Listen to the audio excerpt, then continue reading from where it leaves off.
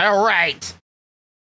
Alrighty then. Welcome to the BearThoughts podcast. We do this every Wednesday at 5 o'clock Central Time here at the BearThoughts channel. Be sure to hit the like button, hit the subscribe button, and let us know what you think about the podcast when after it's all said and done. As always, we have Corvo Ninja and Stealthy Jade in the background hanging everything. We good with the audio?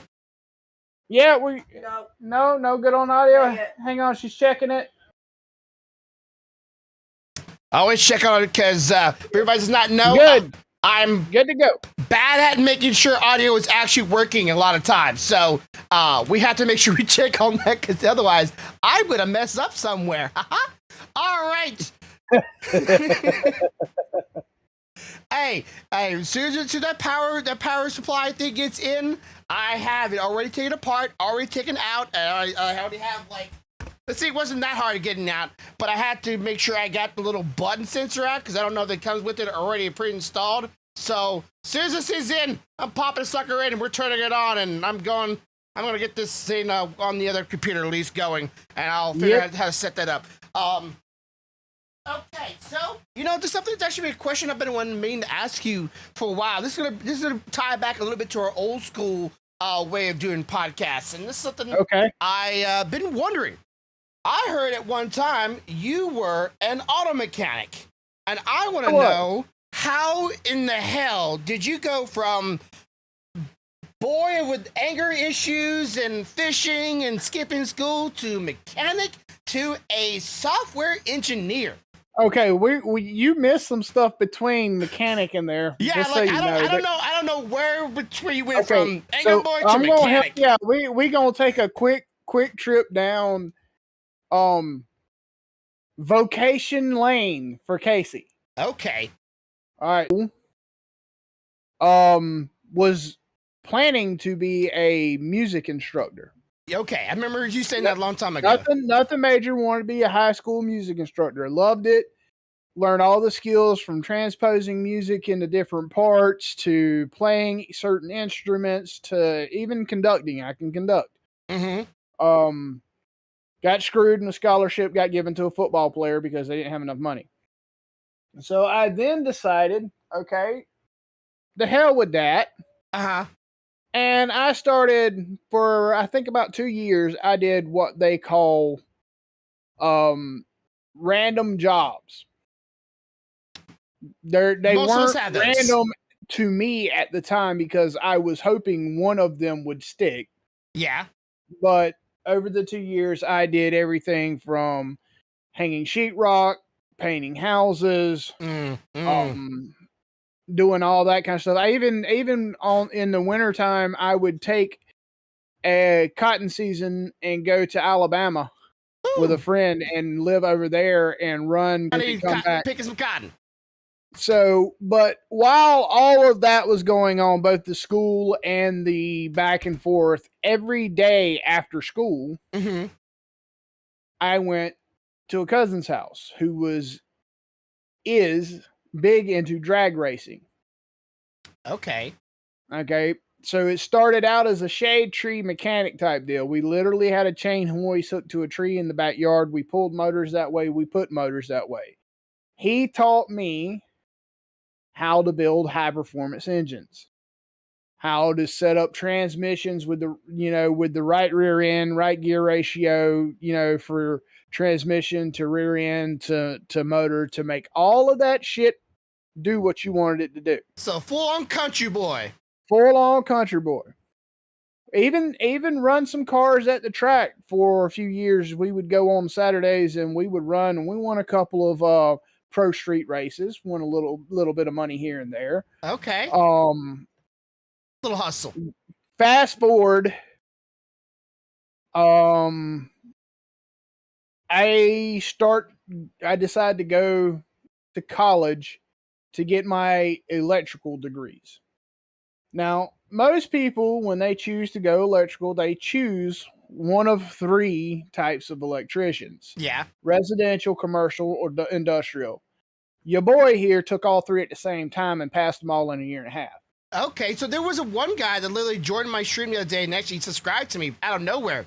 And he was a electrician that he said he was qualified to do up to 300 feet.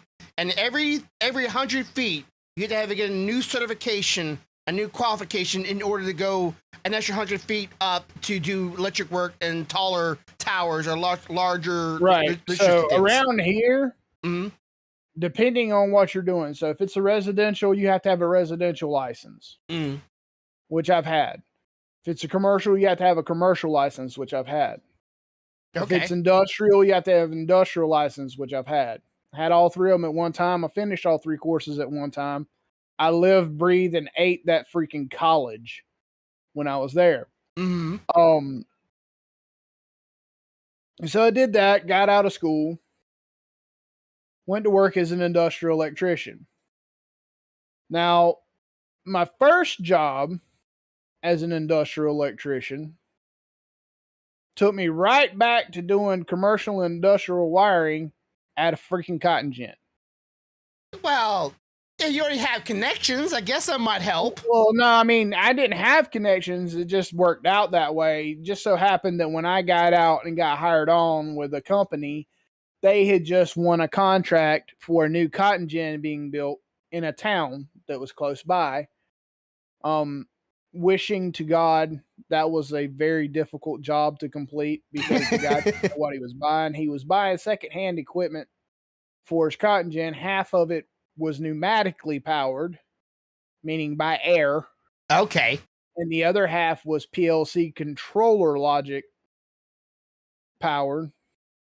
And you had to figure out how to make the two work together, which means if you didn't know how to look at a piece of equipment and figure out, hey, if I put a limit switch here, when that piston comes up, it closes that limit switch, which sends a signal to this to do this, then you wasn't getting nowhere. Luckily for them, I did know these things because I spent my entire life with people like my uncle and grandfather that worked maintenance at places like Delco and Procter & Gamble. Mm-hmm. So I knew a little bit about something. In the process of doing industrial electrical work, I blew my knee out. Ooh. Okay, so that's how you get the knee injury. I blew my knee out. I blew my knee out, not necessarily doing electrical work. We were digging Granddad's pond behind his house. Okay, that's a lot of work. He got the excavator. Yeah, that's where the land clearing running heavy equipment come from, by the way. Bulldozers, excavators, dump trucks, all that stuff. Even rewiring the dump trucks. But he got the excavator stuck up to the chassis in mud. Now, I don't know if anybody knows this, but something that heavy stuck up to the chassis in mud is extremely difficult to get out. The only way we were going to get it out, as far out as it was, is somebody had to go feed stuff under his tracks for traction as he used the arm on the excavator to reach out and pull himself as he tried to move forward. Mm-hmm.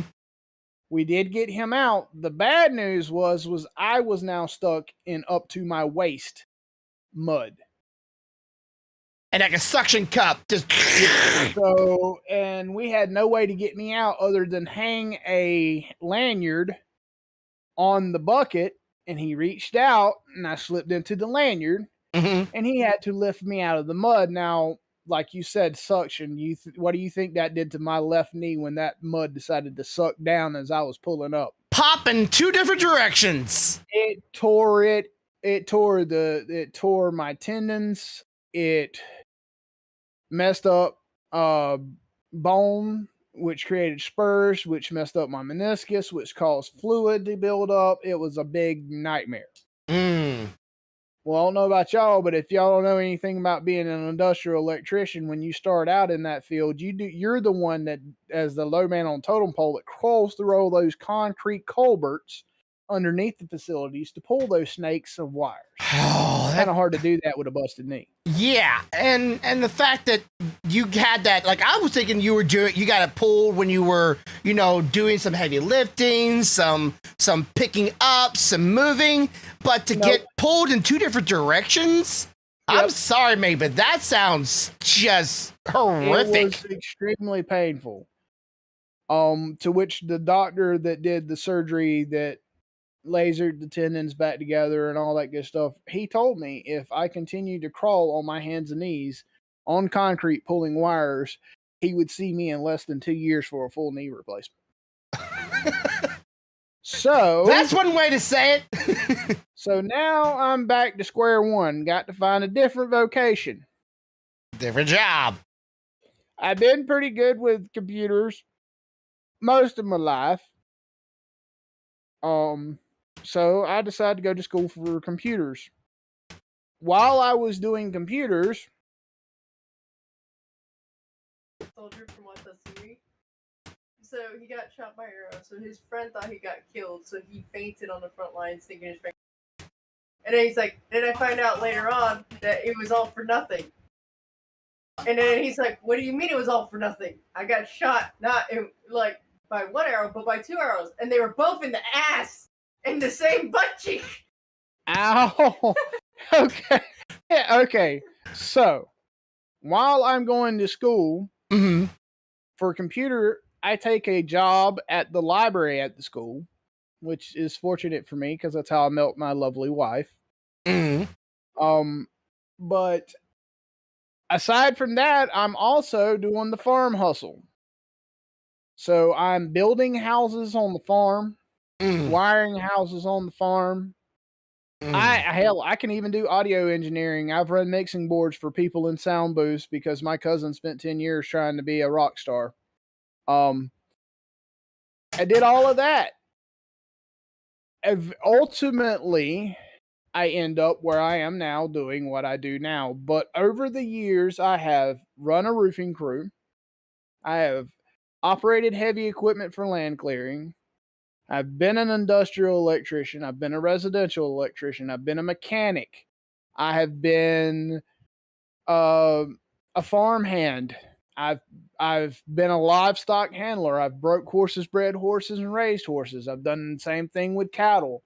I can't really think of a whole lot that I hadn't done at least a little bit of it. Okay. Well, you have a lot more of extensive repertoire than me. I went from a cook / stock boy in a gas station, which it's pretty much like a standard first time job, right? It was one of those jobs that everybody gets into first time. Normally, a stock boy is like everybody's first job, usually. I forgot about my first two public jobs. So I worked at Winn-Dixie for my first public job, and the second public job, I was a manager on duty at a movie gallery. And that was an experience that I won't never forget. And it was one of the only times my stepdad did something that I was actually like appalled, but at the same time happy he did because they deserved it. I won't say what he did, but I don't want to get him incriminated either. But let's just say on them for me. But then I went from that to cutting grass, doing roofs, and then a little bit of carpeting and cutting wood. Then I went from that to being a cook for 15 years. And I went from being a cook to working at a factory, working on CNC machines, doing programming and cutouts on a $35,000 piece of equipment or more, maybe $55,000. Yep. So what were y'all cutting on, aluminum or steel? Steel. And I'm talking about shit that's like thicker than a quarter. I mean, this it's a good thing that I wish you didn't have your asthma problem, Bo. I could have you a job right now. I have a CNC machine that needs an operator at work. An operator. I know how to operate it and program the dang thing if I have the. That's the nice thing, though. We have someone dedicated to doing the programs. All you would literally have to do is look at the piece of paper, pull up the file for the part on the computer, send it to the machine, and get it running. Oh man. Do it again. I was good at it too. I'm not tooting my own horn here. I'm not saying I was the best, but I was good at it. I didn't make any mistakes, and I went from learning how to do the machine to learning to teaching people how to do the machine. That's how I was that guy. I wasn't just I just push button, turn on, and just watch. No, I taught people, and that was my job for many years, and I liked it. I did. I just wish that breathing problems weren't a thing with hot machinery around that can get the room up. I don't know. Okay, get this, right? I try to teach him, I guess thermodynamics is a sense of word. I'm like, you're treating this place like a PC case with the shittiest fans blowing the excess air out of the place I've ever seen in my life. Huge industrial fans that didn't barely move any air out because you got to think it's inside of a PC case. You need good fans with good air currents to move the hot air out the building so the air inside the building wouldn't be so hot. But they had fans on the side on the building that were probably older than me. I'm like, y'all gotta update those things. I'm sure that'd be cost way cheaper and way more less expensive than, I don't know, put an AC unit that we literally made in factory, AC units. You could just put fans that blow air out. But no, rather than doing that, just little tiny like wall-mounted fans that blow towards you. But the problem is we were right next to also the paint line. I'm like, you do know we're near the paint line. You're blowing air from the paint line that's hot. All the pieces are hot. You're blowing hot air. It's not cooling me off. It's actually getting me hotter because you're blowing hot air toward my body. Right. Rather than sucking the good air out. Which is why we have both exhaust and air movement fans in our facility. Mm-hmm. Now, I ain't gonna lie, it's welding, so it's nasty as shit in there. You know, there's welding slag and dust everywhere. But it is not so hot that you can't do your job. Will you crack a sweat if you have to move around quite a bit? Yeah, but that's anything in a fucking factory. Yeah. But this place, we literally have big ass fans on each end of the building and all around pulling heat out, and you have big ass fans aimed at the work areas for the people blowing air on. You constantly have a circulation. Yeah. Because you can't, I mean, people will kick over and croak in too much heat. We've had people not when I worked there in my area, but I've heard people in other areas literally have heat strokes because the bad airflow of the fans. And by the same token, when it's cold as shit in the winter, we have freaking gas lit heaters up on the walls with radiant coils heat in that location where them guys are working. Why? Because you can't do this with bolts and shit if your fingers I can't feel it. Well, we had tools for that, but that's what lines. We've got that too, but you still have to pick the shit up. Oh yeah, true. And if you want to make sure that it's not fucked up, you got to do the first couple of threads with your hand. Mm-hmm. And you can hit it with that impact drive, zip, zip, zip, and you're good. Mm-hmm. But the fans, like y'all, like I kept stressing for it, like y'all need to update those fans. Y'all need it's not just me. Update those fans. You have the equipment, you have the technology. Like our warehouse that we house parts in for our aftermarket has so many fans on one end that when you walk out there and you hit any of those lanes, it's like in a damn wind tunnel. You're like, yeah. You know what? You never hear a single one of them guys go, I'm dying, I'm so hot. All you hear is, I can't hold my paper down to read it. I would be okay with that, honestly, because it was terrible. Now, the building was old, right? But I'm like, it's like a PC case. You got to update it at some point. That's how I viewed it, was like, this is a big old PC case. We are right next to the CPU. The heart of the entire factory, where all the heat's being produced. No liquid cooling in that PC? Oh, hell no, man. So, shit! You know what we got the other day? What? We got in a damn truck. I have never in my life seen this before. I mean, everybody has seen them big ass Gatorade things, right? On football, where they have Gatorade and stuff. Yeah. Have you ever seen a semi trailer full of them fuckers? No. I did. They backed up one and unloaded an entire semi-trailer of brand new Gatorade jugs for every cell in the place. Everybody, every unit in the place got their own freaking Gatorade cooler. Mm-hmm. And they rotate inside that group that's using that cooler whose day it is to make the Gatorade in the morning. Mm-hmm. And they have a never-ending supply of Gatorade delivered. Every 2 weeks, there is a pallet truck that brings us Gatorade. Them guys are out there. They're like, holy shit, we got fans, we got heat. They just delivered us Gatorade cooler. Shit, we on cloud 9. So they thought that was the best part. But then the vending machine company shows up down there in the old original break room and starts snatching vending machines out and putting brand new ones in. Okay, so what's it? Is a Gatorade free? Yeah. Oh hell yeah! All that we had for free was water.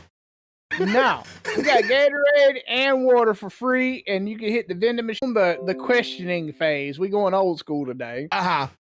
What other questions do you have for me, sir? Well, I'm kind of like, okay, so you had to find a new job to situate the leg problem, and you already knew you like computers, right? Why not just go into making them? Why go into such a very, I wouldn't say convoluted, but such an in-depth way of literally programming stuff rather than just slapping parts together and saying, okay, done. So it didn't start out that way. It started out, I was putting computers together. I was building computers for this place and putting the basic OS on it and getting it to users. Then they found out I had a knack for two things. I could read electrical diagrams. I had a sense of how to administrate systems. Okay, so the administrating systems would probably be what I would think. Okay, you'd probably be good at coding. Because coding is like a language. It's not like a certain code will not affect your everyday typing. Is full of shit. Because I used to be able to type like this. Okay. Then I went to coding. Now I type like this. And the reason being is code doesn't use standard convention for English and shit and a lot of the tags. Okay. So when you're tagging a piece of code, you're not going to go ASDF. It may be A, or it may be A, and it may be, I, and it may be N, and it may be, it changes the way you move your hands on your keyboard to make you faster at the coding process. I wonder if there's any keyboards out there just meant for just coding. The only problem with that is then when you're not coding, you can't type normally. Well, like how many keys would you imagine a coder would need?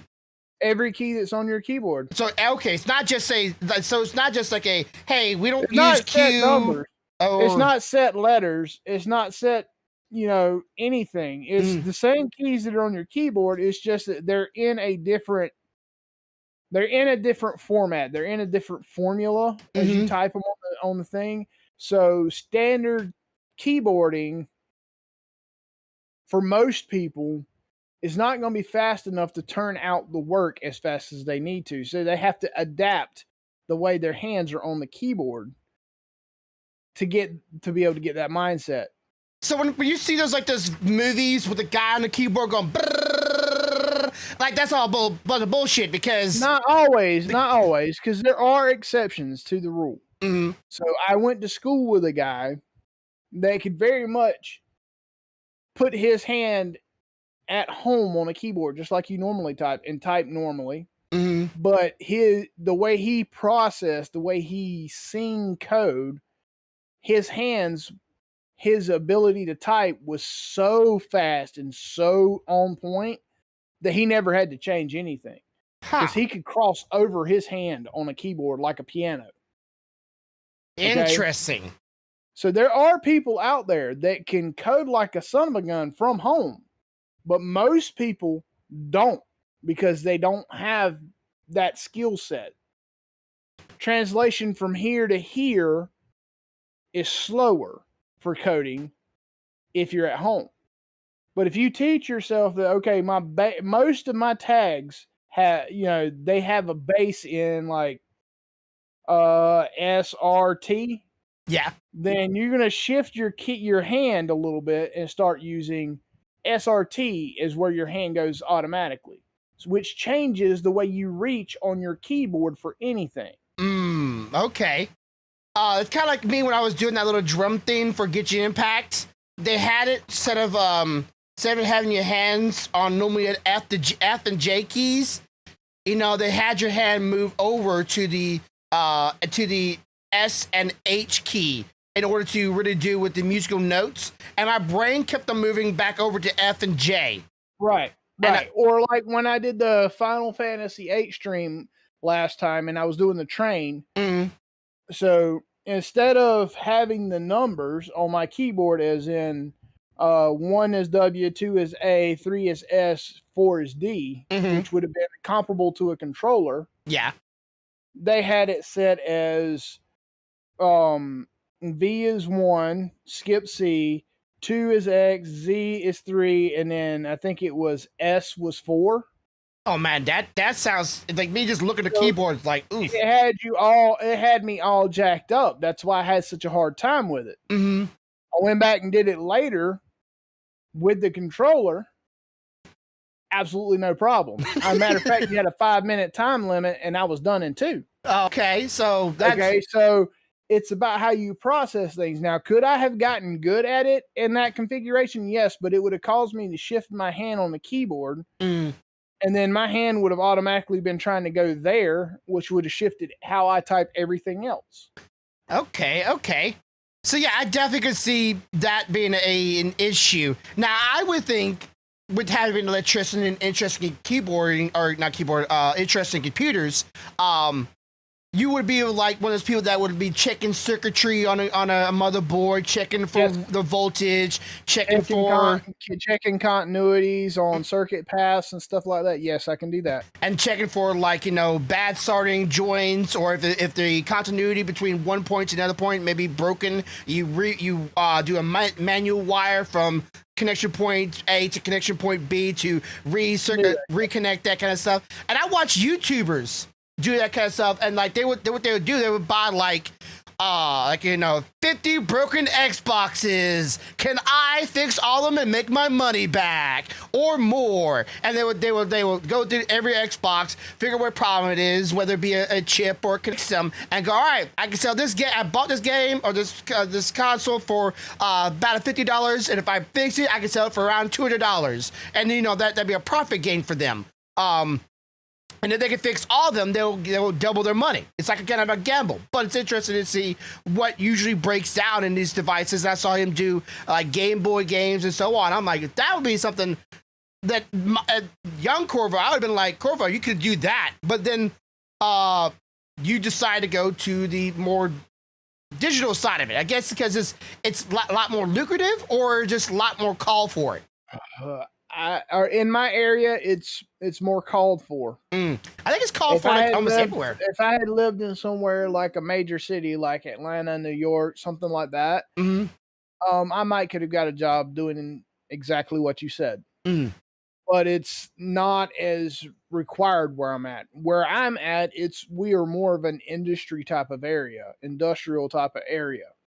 So we have sawmills, we have boiler manufacturers, we have companies that deal with like Caterpillar heavy equipment manufacturing, Kubota that builds tractors. We're an industrial type of area. It's not really called for in my area. Okay. Well, like I said, most things need programmers nowadays, because a lot of things, whether they be even run on manual hardware, a vehicle, even the vehicles need programmers. And it's getting more and more like that. That's right. I used to program police cruiser computers so that they could look up and hit access the criminal database and pull tags and pull insurance files and check your records and shit right there from the car. I used to do that.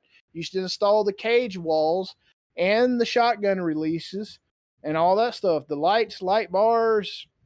I mean, for 7 or 8 years, I couldn't even be transported in a police vehicle in this town because even with handcuffs on in the back seat, I could disable everything in the vehicle. That's always that's funny. That's just always a funny story.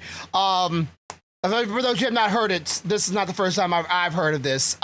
So yeah, I could definitely see. G and Brian, my old friends, they're both into programming. I don't know if Brian stayed on it. I know G now teaches. I think he teaches that. I don't know if you ever talked to G about that before, or about that, or not, about the programming things. But he's teaching that kind of stuff. So I know a lot of people that do it, and I know there's a lot of call for it. And the thing is there's a lot of different languages to programming. You know, I mean, you got C++, you got C#, you got Java, you've got JSON, you've got there's just a shitload of them out there. So you could be teaching one language, somebody else could be teaching another. And it honestly, it's getting to a point with programming where you just about have to know a little bit about all of them to be able to get a job, because you don't ever know what that company's using. Okay. Like, I can tell you right now that one of the original websites at our facility had 6 different coding languages in it, because 6 different people worked on that project. I guess they couldn't keep no one about, so they could keep up the updates or the programming for it. No, it wasn't even that. They were all working on it at the same time on different parts, just in their own language, and nobody was monitoring them. Now every one of them are gone, and this person, he's a good friend of mine, when he has to go in and fix something, you can hear him cursing from a mile away. Why the fuck was there so many languages? You could have done this shit all in one language. Why did nobody pay attention to what these damn idiots were doing? Well, okay, correct me if I'm wrong. He walks by and you can hear him under his breath. Fucking idiots. So, okay, correct me if I'm wrong here. I'm not a totally adept with this, but as far as I understand, every language mostly is pretty much the same thing, just in a different language or a different way of coding it. But that it does that is and isn't true. Okay, it's always a washboard. It is and isn't. The basic thought process of coding is pretty much the same across the board. However, the code may not be anything alike. So, like, I guarantee you, JSON is not going to look like C#. Yeah, because it's own language. It looks different. It's own language. So you type it, code it, everything differently. Okay. Now, can you connect it to something else? Sure, you can, and it'll function, because that's what the database servers are supposed to be able to read all languages. So it'll function. The problem is when you have a single person come behind 6 people trying to go through 6 different languages. This person may know all those languages, but you still have to sit there and decipher that shit to understand what they were doing.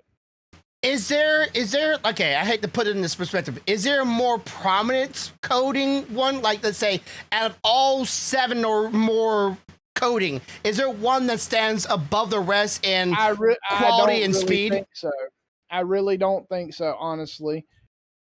I used to think that, like, Java or C++ or C# were pretty prominent. But since I've been here and seen all the different combinations and how they've put stuff together, and one will do one will do as good as another.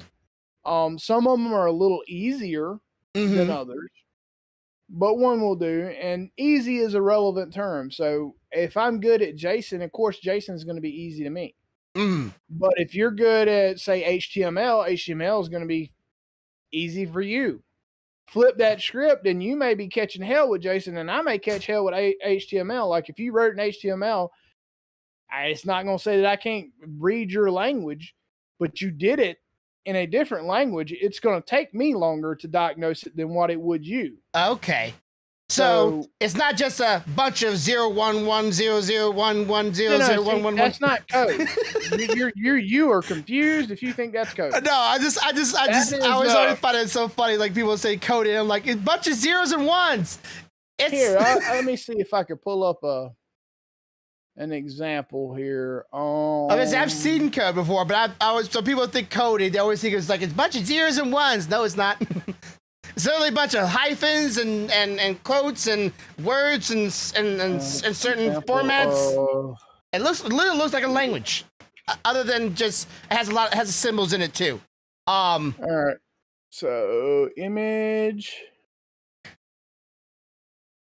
while he gets that up to me, I'll get this ready for it so I can show y'all what he's presenting me here. So this is going to be C++ syntax. That's what it's going to be. Right one. Not what I meant to open up.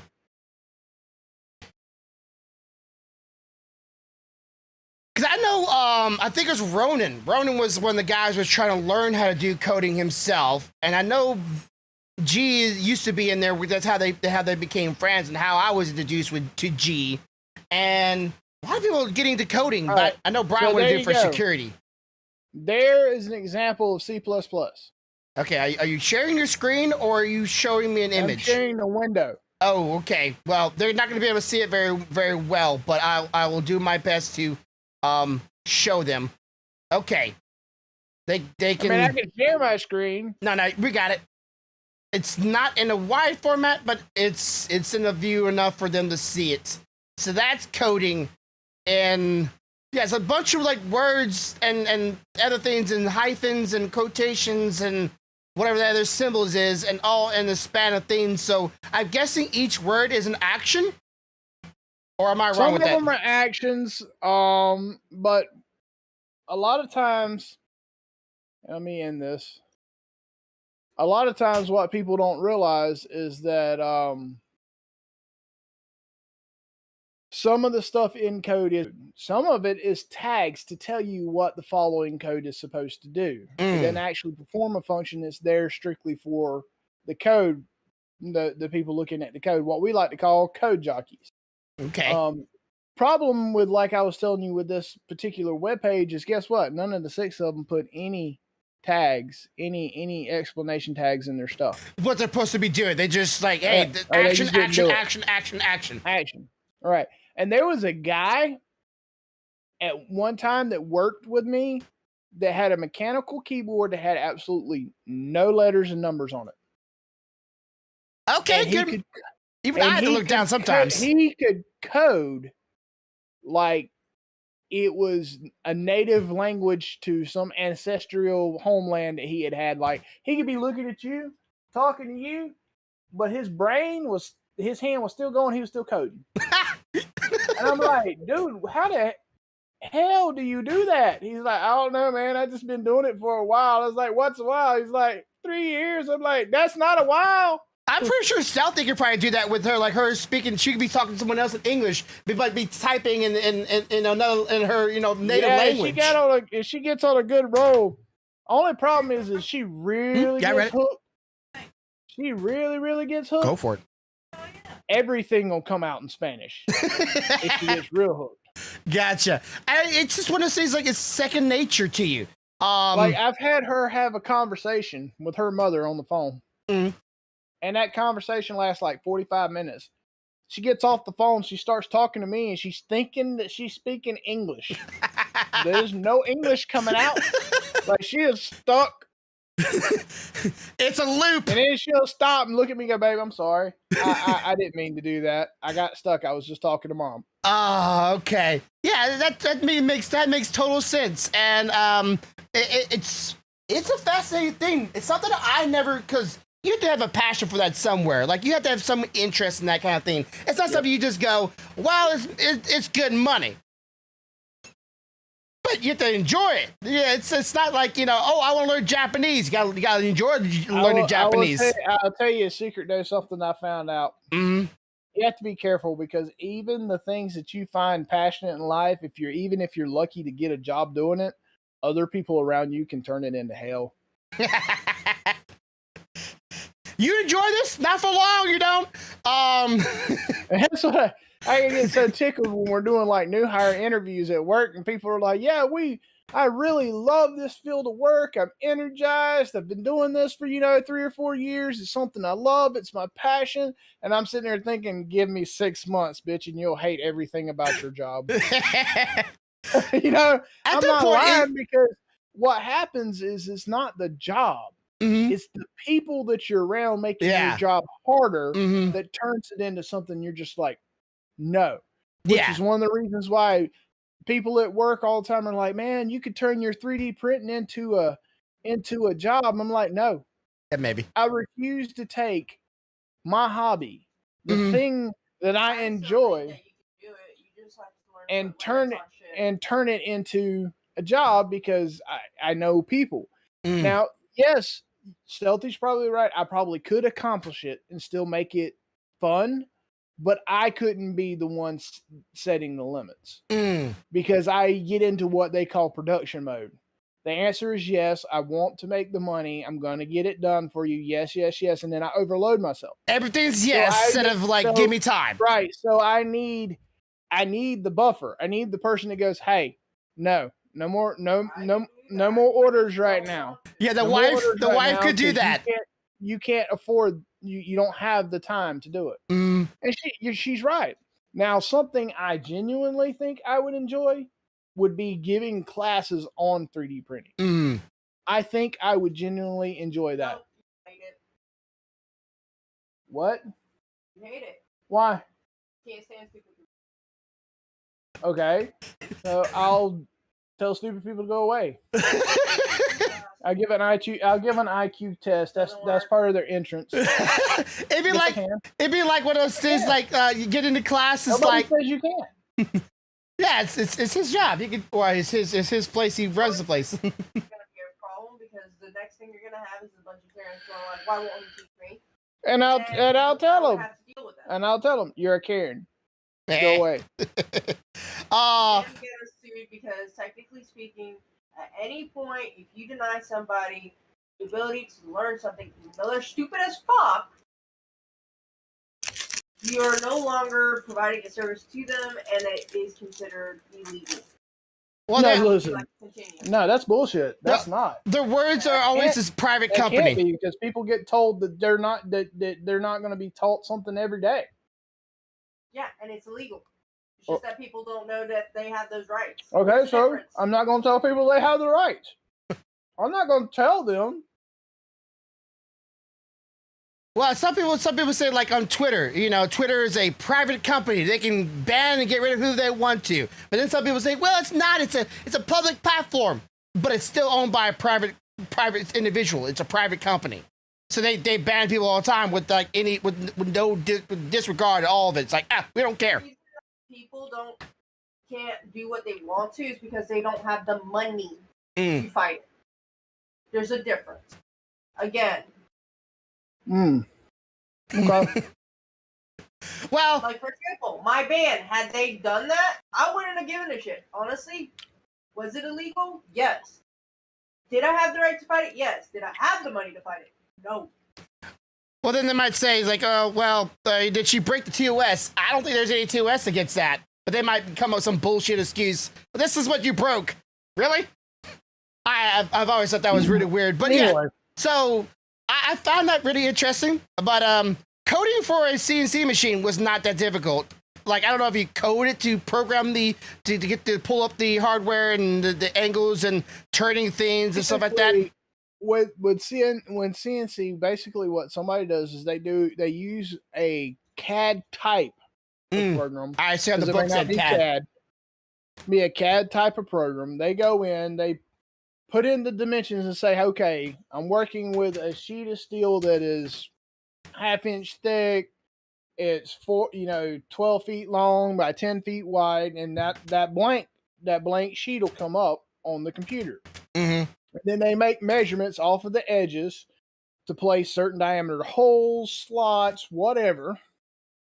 They save that as the right file, and they put it somewhere. And then the guy out there at the CNC machine goes and pulls that file when he needs it, sends it over to the machine, and the machine says, "Oh, okay, cut holes here." And he runs out there and cuts them bitches, Yeah, like right here. That's what it does. I don't know if you can, let me just get the camera here, but that's literally like the steps. I don't know if it's backwards on your screen or not, but that's a step it's not. That's a step I had to take, and at the next page, like I literally had all this stuff written down for like certain sheets, and having to do every one of those steps and certain dimensions and certain pieces and turning the tool, and like I had every single step. I had this all memorized, like just like 3 pages of these things on each step and each piece, and it wasn't that hard. It wasn't that bad. It was something that you had to process and get used to I wouldn't say it was coding. My other idea for a job would be to open up basically a gaming cafe. Hey, I thought the same thing for anime cafe. I'm thinking gaming cafe. Oh. You know, Mm-hmm. or like a for lack of a better term, a more high tech arcade system. Okay. Instead of having old stand up arcade units, we would have, like love seats with TVs and consoles hooked to it, and areas for PC gamers, and Maybe like some Raspberry Pis with some old consoles on it, with some like the old school joysticks. Some emulators and stuff. Yeah, stuff like that. Okay. We were thinking about doing an anime store with like some like snacks and drinks and food. So if you want to come there and maybe read some manga or watch an anime we may have pulled up, or browse the figurines or books we want. And if you want to do like a trading system, like like, hey, you trade in your old stuff you don't want no more, we'll give you credit toward the store or maybe some money, and you can buy something else in the store. That's my hopes and dreams someday. My wife said she's going to do that someday for me, but we'll see. First, you gotta get through school first. Now she's learning at a job at a dental place, so she might be working there. She's not very happy at her. No, never mind. Canceled. Okay, well, update. They canceled it apparently. All right, well, there goes that idea. Okay. So my wife wants to know or not. I talked about the stealthy, and I don't really know if it's entirely still the same. But yesterday she pulled up in Georgia. I'm sure you know about it, like Dragon Con, anime convention they have in there. Yes. Yes. Huh? What's the con called then? Anime Weekend. Okay, so apparently there's a short convention in Georgia for Anime Weekend, and it's a four-day anime convention that they're going on right now for $80. That's for each? No, $80 per person. Okay, it is each. Yeah, $80 for 4 days. We're thinking about going there, and she just wanted to tell y'all about it just to get y'all interested in maybe meeting us up there. We would like to go there because I haven't been to an anime convention in a very, very long time, and I enjoy them. I enjoy little conventions like that, even if it's just to go there and see what they have. I like seeing some of the voice actors and stuff like that. I've been on a real binge of that lately, and she knows anytime she finds an anime convention and she asks me if I want to go, the answer is always yes. It's just one of those things, like if it's a horror fest for you, it's always yes. For me, it's anime convention, it's always yes. Or Harry Potter convention for you. Yeah, I have so many interests, it ain't even funny. I can definitely see that. If there was a 3D model maker or whatever convention nearby, I'm sure both of us would meet up there and go see what's the newest technology for that would be. I'm not going to see what the new technology is. I'm going to tell you, say Grumpy, distract him. I'm going to snatch the machine. Meet me in the van. Will be the first time anybody ever kidnaps a fucking 3D print machine. I'll be the one guy going, please make it cheap when you bring it out. I can't afford that. Oh, goodness gracious. Be looking at it going, it's going to be real cheap as soon as he turns his back. Never seen a big man run so fast with a broken knee. Just don't take him at the knee. I'm going to tell you right now, I can move, but I gotta. Oh, okay. I regret it the next day, but I'll be moving. But you know what? The whole time I'm going, the next day I'm going to look at how pretty it prints. I don't do nothing. I just press play. He goes.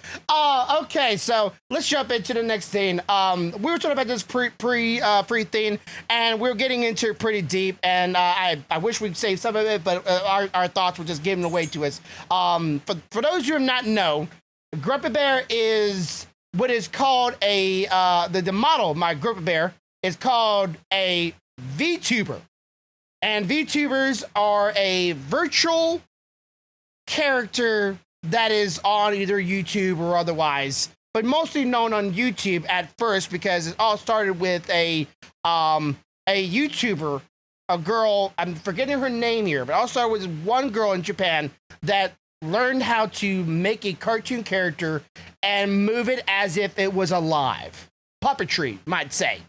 And Corvo's been diving into it a little bit lately. I've been trying to get into it for a while, but it's not something I say you could just, for any common person, just go tomorrow you be expert at. I think it's one of those things that you have to learn and practice and so on.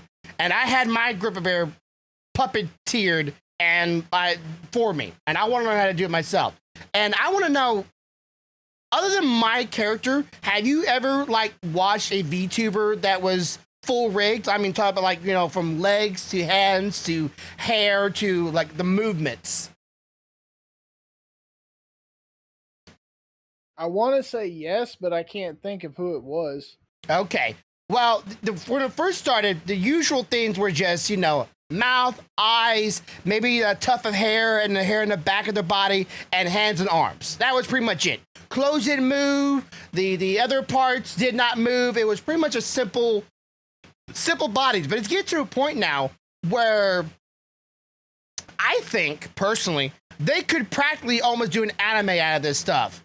Because it's getting to a point where some of them can like straight up just turn.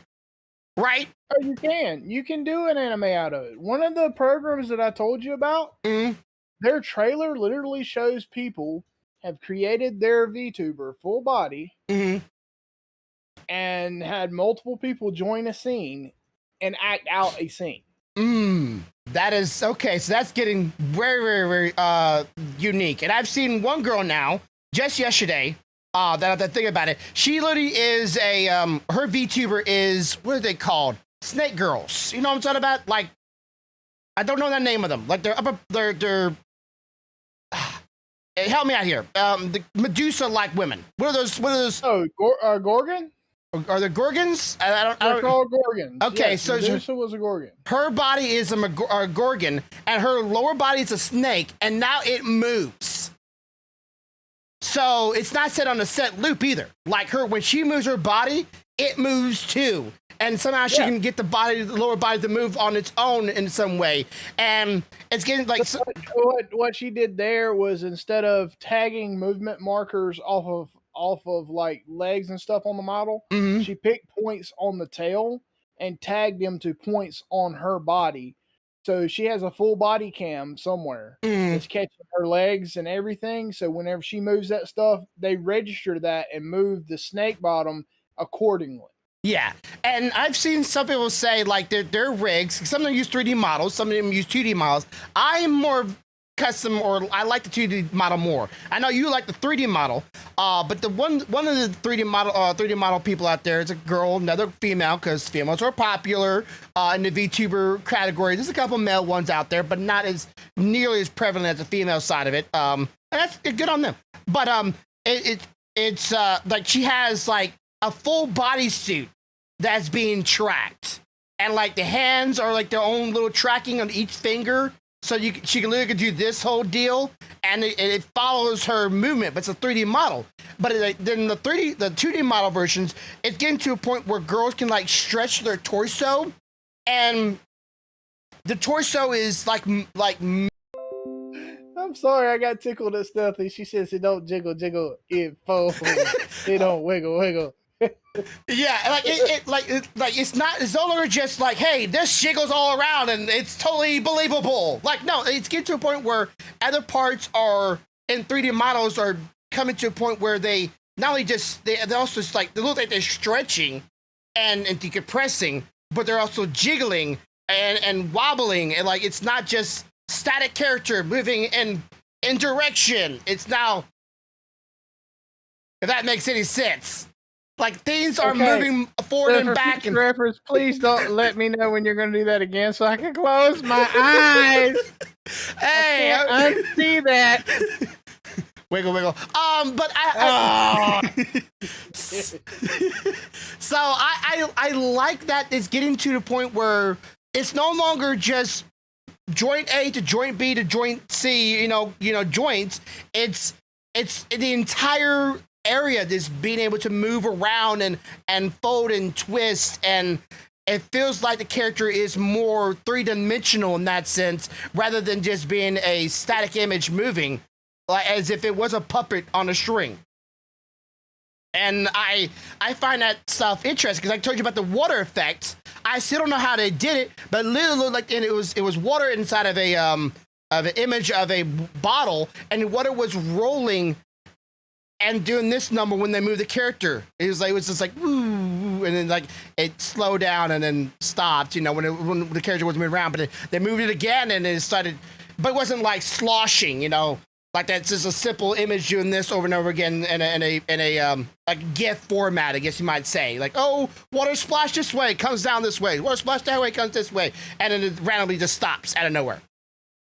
Which I'm sure they probably could do that. I just wouldn't know how to do it, but that to me is interesting. They have things fading in and out now.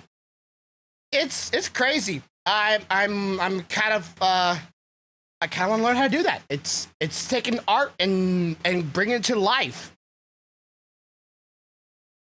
Like, I can get behind that.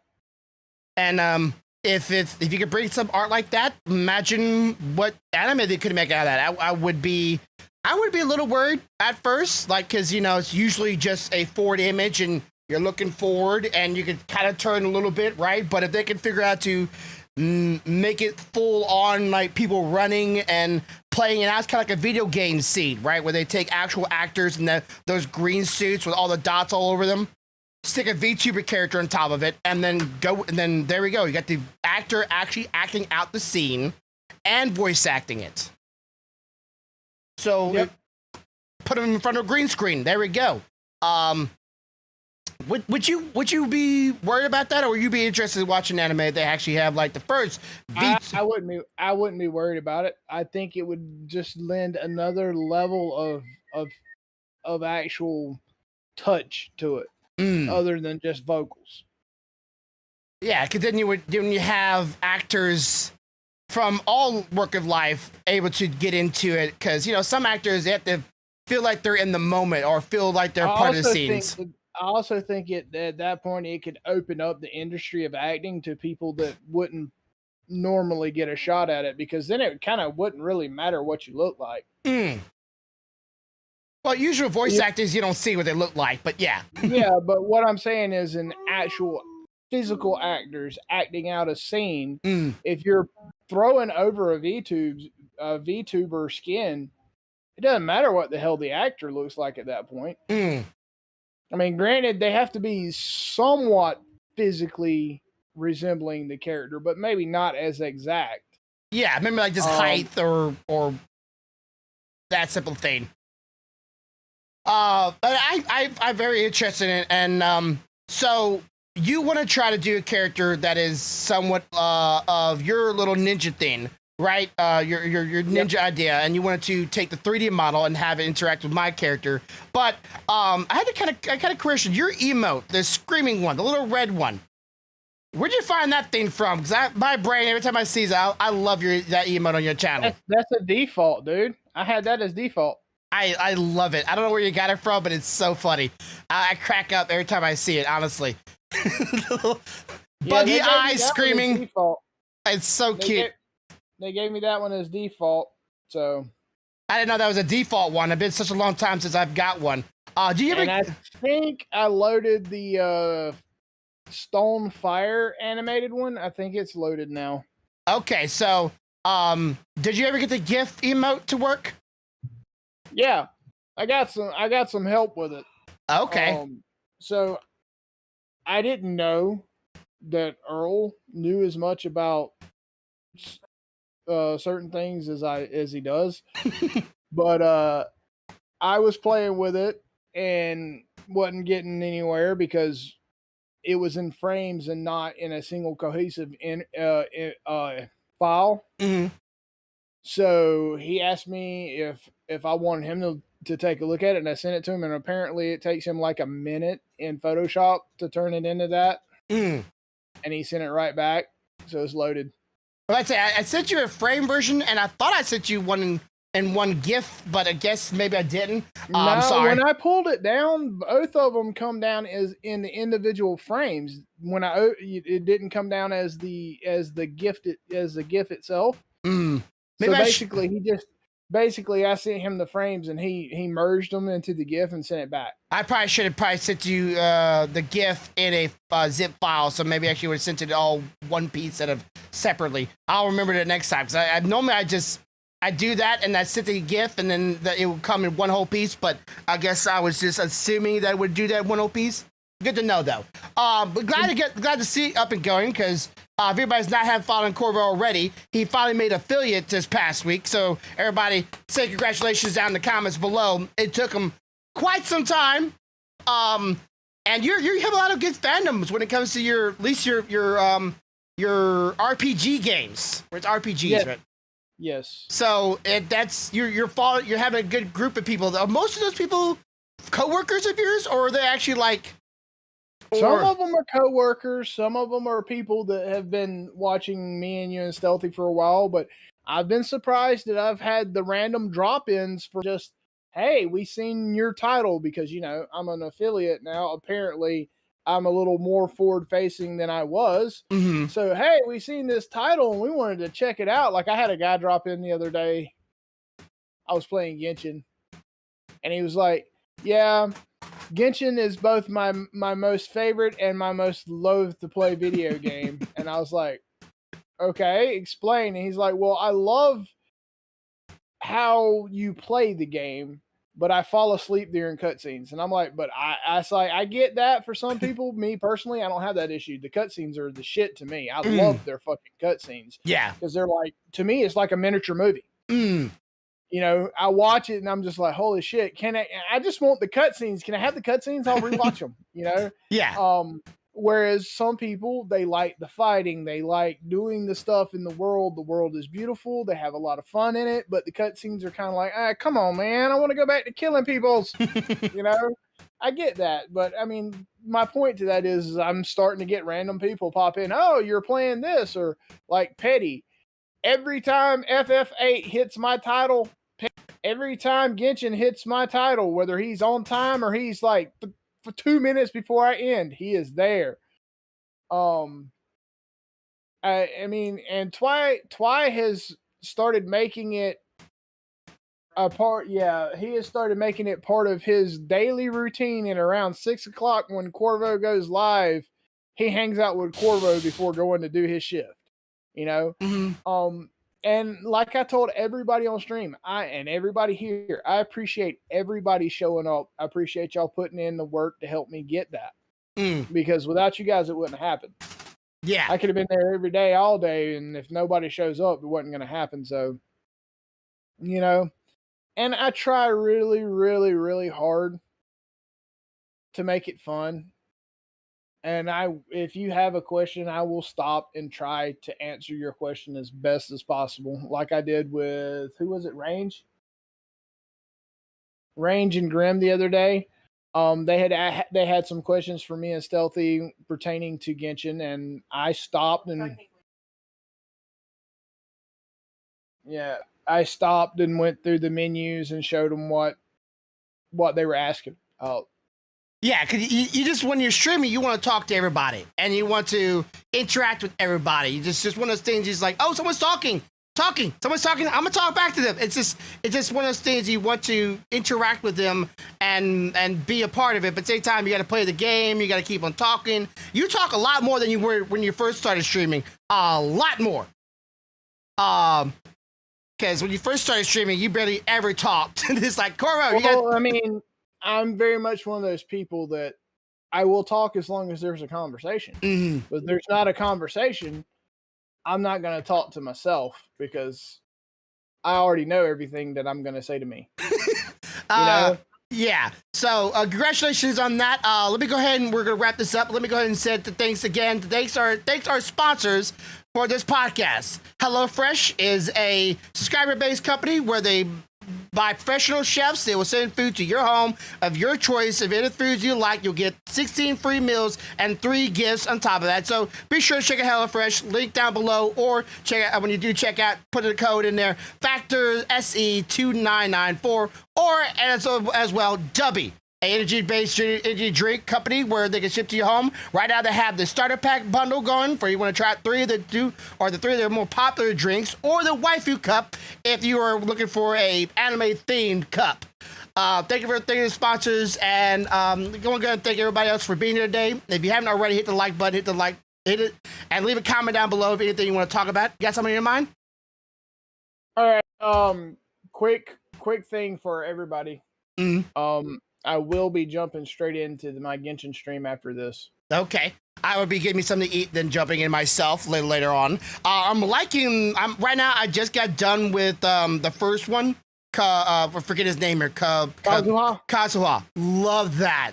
That was great. That was a fantastic event, wasn't it? Yeah. Little section for him. A little puppetry. I'm not gonna lie. I have finished all of them as far as like going through the story portions, because you go back and each one of them has other stuff to do after you actually finish it. But I've finished all of the main stories for all of them. I love the experience for all of them. I'm definitely looking forward to it. Great. So I'm loving that. There's definitely a lot of content in this one. I don't think anybody can say there's not enough content. Dude, so much content. There's not enough primos for people in this. They have lost their mind. I pulled in 2 days. In 2 days, doing commissions and this, just 2 days, 1,400 primos. Lots. But those are not as That's a lot. That's not to mention what's come, and that was only through 2 of the events. I've done 2 more since then, and I lost track of how many I got for each of those. So, I mean, guys, they didn't jip us on primos or content this go around. Yeah, they got a lot of it. So I'm definitely looking forward to that. And the next patch is going to I can't wait to the next patch too. It's going to be all the new characters are showing off as well. It gets you right now is, I believe, on a good path. I feel like it's really good. I'm really excited for it. I've heard some rumors, but they're just rumors. I'm not going to hold any weight to those waters until those rumors come to fruition. Listen, man, I will tell you this, though. For certain. Join in, weigh in. If you have any questions for Corvo, be sure to leave down below and how he may have got into some of his careers. If you're interested in any of those, be sure to share that. If there's any trailers somebody out there wants us to watch, you have a trailer for a movie, an anime, a TV show that we might be interested in, let us know. I know somebody has been asking for us to do that, but I don't really have anything going on right now that I'm looking into. So if anybody has some out there, let us know. I know there's always anime coming out, but not all of them are interested, everybody. But let me know. We'll check them out and give us thoughts on it. As always, have a good day, have a good night, have a good life. Much love, y'all. Bye. Bye, guys. Bye.